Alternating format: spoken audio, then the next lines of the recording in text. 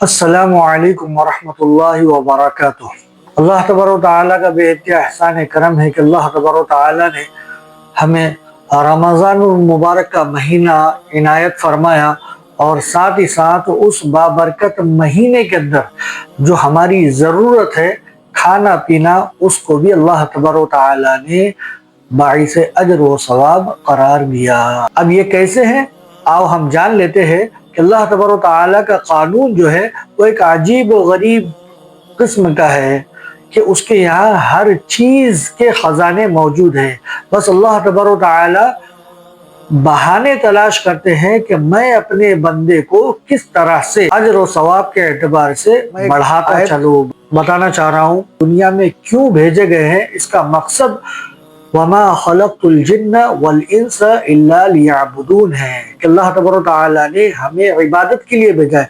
अब इबादत से मुराद यहाँ पर ये है कि अल्लाह तबारक व तआला की हुक्मों को हम जान ले, पहचान ले, उसको अदा करें और साथ ही साथ रोज़ों को हम अदा करें और साथ ही साथ हम नबी करीम सल्लल्लाहु अलैहि वसल्लम की ज़िंदगी के मुताबिक अपनी ज़िंदगी गुजारे।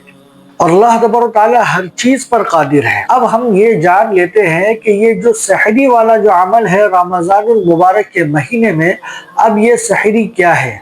हालांकि ये तो सिर्फ खाना पीना है, इंसानी ज़रूरत है, लेकिन ये इंसानी ज़रूरत को अल्लाह तबारक व तआला ने एक अमल करार दिया और वो है सुन्नत।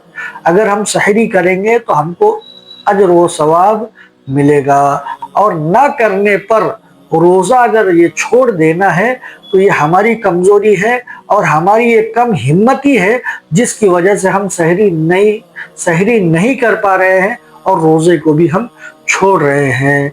सहरी सुन्नत है, रोज़ा फ़र्ज है, तो सहरी ये छोड़ दिए तो रोज़े को नहीं छोड़ना है। बात बतलानी ये है कि नबी करीम सल्लल्लाहु अलैहि वसल्लम ने इरशाद फरमाया कि यहूद और नसारा ये भी रोज़ा रखते हैं, लेकिन उनके रोज़ा रखने में, हमारे रोज़ा रखने में सिर्फ एक जो चीज़ है वो है सहरी।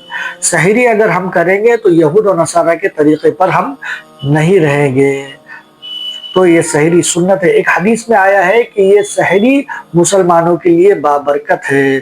खुद अल्लाह तबारक व तआला इरशाद फरमाते हैं कि मैं बंदों को खिलाता हूँ, मैं बंदों को पिलाता हूँ ताकि वो मुझसे क्या है अजर व सवाब हासिल करे। सूरह बकरा की एक आयत है कि जिसमें अल्लाह तबारक व तआला ने इरशाद फरमाया कि खूब खाओ, खूब पियो, यानी सुबह सादिक की सफेदी अगर नजर आ रही है तो अपने आप को रोकना है। मसले के एतबार से ये है कि इतना नहीं खाना है जिसकी वजह से खट्टी डकारें आ जाए और इतना भी कम नहीं खाना है जिसकी वजह से हम कमजोरी महसूस करें इबादत के एतबार से, ना कि काम काज के एतबार से।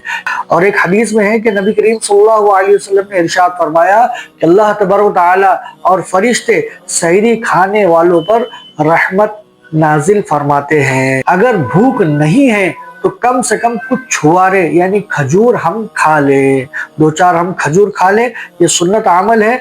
और साथ में हम कुछ पानी भी पी लिया करें। सहरी ये सुन्नत है, इस पर अमल करने के लिए हम कम से कम एक घूंट पानी तो पी लिया करे।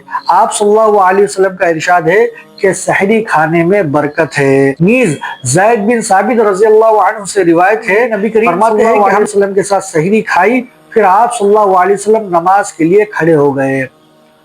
तो हजरत अनस रज़ियल्लाहु अन्हु कहते हैं कि मैंने दरियाफ्त किया कि अजान और सहरी के बीच में जो वक्फा था, जो गैप था, वो कितना था? तो कहा 50 आयतों के पढ़ने के बराबर जितना जो वक्त लगता है उतना वक्फा था। अब मसले के एतबार से आते हैं हम। एक ने हमें मसला पूछा है कि सहरी में जो ढोल ताशे नक्कारे वगैरह बजाए जाते हैं क्या ये सही है? यानी सहरी के लिए मुसलमानों को जगाना, ईमान वालों को जगाना ताकि वो सहरी करे और रोज़ा रखे, तो ये ढोल ताशे वगैरह बजाना जायज़ है?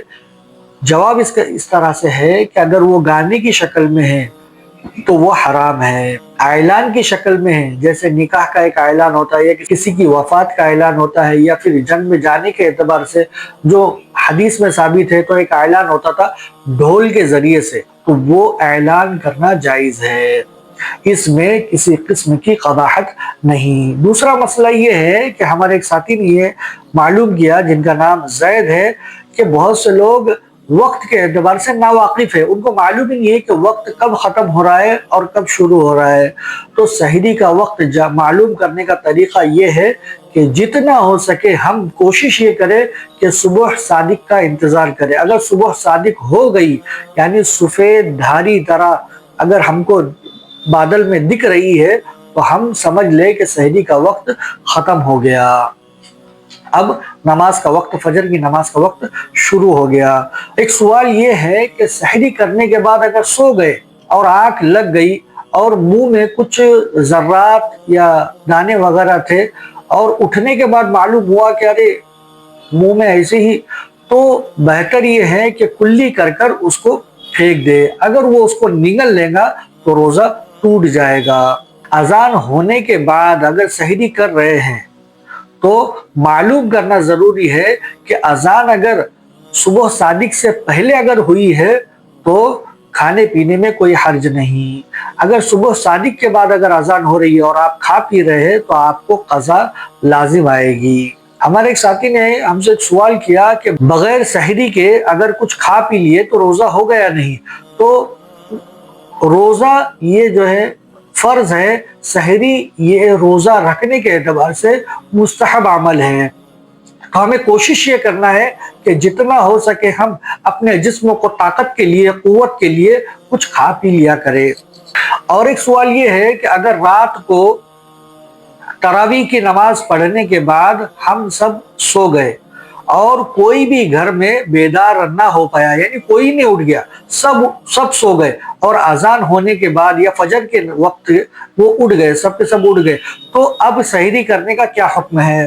تو سحری آپ کو نہیں کرنا ہے، بغیر سحری کے آپ کو روزہ رکھنا ہے۔ اگر آپ روزہ چھوڑ دیں گے تو یہ آپ کی کم ہمتی ہے اور یہ نااہلی ہے، اور یہ جو کام ہے جاہلوں والا کام ہے اور اس کے اوپر بڑا گناہ ہے۔ دوسری ایک بات یہ ہے کہ بہت سے احباب سحری کے بعد جو ہے سگریٹ وغیرہ پی لیتے ہیں، گٹکا وغیرہ کھا لیتے ہیں، تمباکو وغیرہ کھا لیتے ہیں اور ساتھ میں پان وغیرہ کھا لیتے ہیں، تو ان کے بارے میں کیا حکم ہے؟ اگر سحری کا وقت ختم ہو گیا اور اس کے بعد بھی یہ چیزیں کی جا رہی ہے تو روزہ ٹوٹ جائے گا۔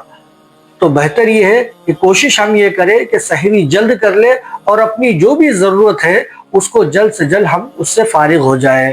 ہم تو آپ کو یہ رائے دیں گے اپنی تمام ضروریات کو آپ کچھ وقت کے لیے چھوڑ ہی دے دیں۔ ہم آپ سے درخواست کرتے ہیں کہ جتنا بھی ہو سکے ہمارے اس چینل سے جڑ جائے اور کمنٹ کے ذریعے سے ہمیں اپنے سوالات بھیجیں۔ کوشش اور امید ہم یہ کریں گے کہ آپ کے جوابات ہم صحیح طریقے سے ہم دینے کی فکر کریں گے۔ واللہ اعلم بالصواب۔ اور ایک دوسری بات یہ ہے کہ اگر آپ کے قریب میں کوئی عالم ہے، کوئی حافظ ہے یا مسجد کے امام ہے تو ان کے پاس ہم جائیں اور رمضان المبارک کے مہینے کے اعتبار سے اور زکوٰۃ کے مسئلوں کے اعتبار سے ایک ایک مسئلے کو جانیں اور معلوم کریں، کیونکہ یہ ہماری ذمہ داری ہے۔ اللہ تبارک و تعالیٰ کا حکم ہے، جس طرح سے نماز ایک اللہ تبارک و تعالیٰ کا حکم ہے، اسی طرح سے روزہ بھی اللہ کا حکم ہے، زکوٰۃ کا ادا کرنا بھی اللہ کا حکم ہے۔ جتنا ہو سکے ہم کوشش کریں، مسائل کو معلوم کریں گے اور دوسروں تک ہم پہنچانے کی فکر کریں گے۔ السلام علیکم ورحمۃ اللہ وبرکاتہ۔